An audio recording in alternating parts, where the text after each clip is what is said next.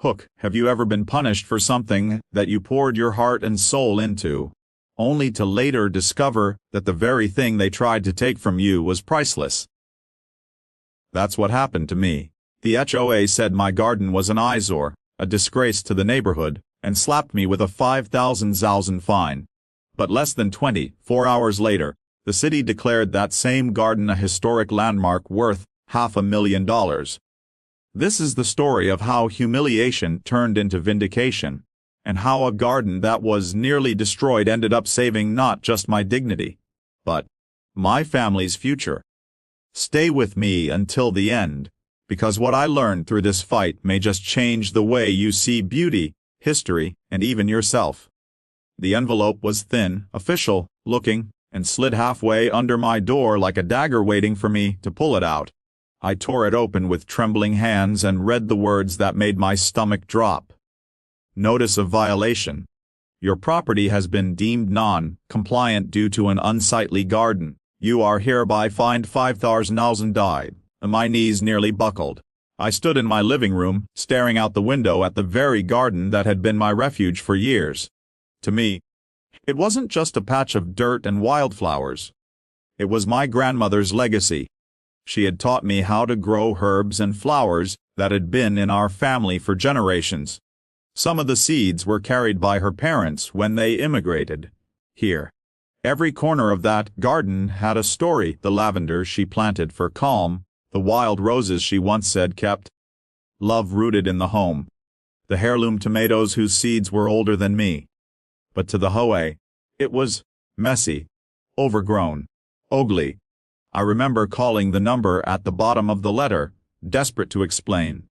The voice on the other end belonged to a woman named Susan, the president of the HOA. She didn't bother to hide the condescension in her tone.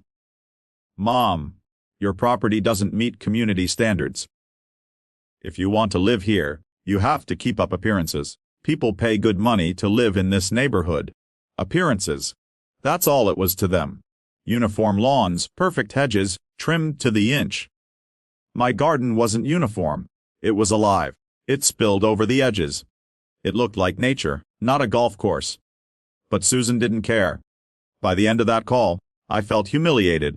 I was a single mom trying to hold on to my home, and now I was staring down a fine bigger than 2 months of my mortgage. That night, I sat on the porch staring at the moonlight brushing over the roses my grandmother had planted, wondering if I'd have to rip everything out. My daughter, Emma, came outside and sat beside me. She was only 12, but wise enough to see my heart break. "Mom," she said, resting her head on my shoulder. "Grandma used to say that things worth keeping usually upset somebody first. Don't give up yet." Her words lit a small flame inside me, but I had no idea then how much bigger that fire was about to grow. The next morning, I decided to fight. Not out of pride, but because I couldn't bear the thought of bulldozing memories. I started gathering photos, letters, even the old seed packets my grandmother had left behind, hoping I could convince the HOA to reconsider. But fate had other plans.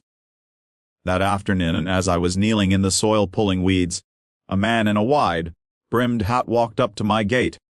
He introduced himself as Daniel, a historian for the city. He said he was driving through the neighborhood when he spotted my garden and nearly slammed on the brakes. "Do you realize what you have here?" he asked, eyes sparkling as he leaned over the fence to study the blooms. Confused, I shook my head. He explained that some of the plants, particularly a cluster of rare blue asters and an old variety of climbing rose, were nearly extinct in this region. He pointed out how the garden wasn't random at all. It mirrored the layout of traditional immigrant gardens from over a century ago. He told me that gardens like mine weren't just beautiful, they were living history. By the time he left, he had taken dozens of photographs and promised to return with colleagues from the city's preservation office. Less than 24 hours later, my garden, the same one the HOA called ugly, was declared a historic landmark. The city valued it at $500,000, not for what could be sold, but for its cultural and ecological significance. My home was suddenly on protected land. The fine? Gone. In fact, the HOA had no power over me anymore. When the news hit, neighbors who once avoided me now came to admire the flowers, asking about their history. Even Susan, red-faced and stammering, came to apologize, though her words carried no real weight. I didn't need her validation anymore. But the best moment came from Emma. She ran into the garden, twirling among the flowers, laughing as if the air itself had lifted. She hugged me tightly and whispered, "See, Mom, Grandma was right. Things worth keeping upset people first." I cried then, not out of pain, but out of relief. My grandmother's legacy was safe. My daughter had witnessed the power of standing up for something you believe in, and I learned that beauty doesn't always fit neatly into a box. Sometimes it grows wild, unruly and free, just like love, just like history, just like us.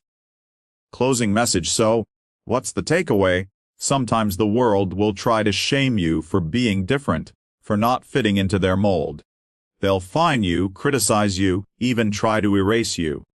But remember this, what they call ugly today might be the very thing future generations treasure as priceless.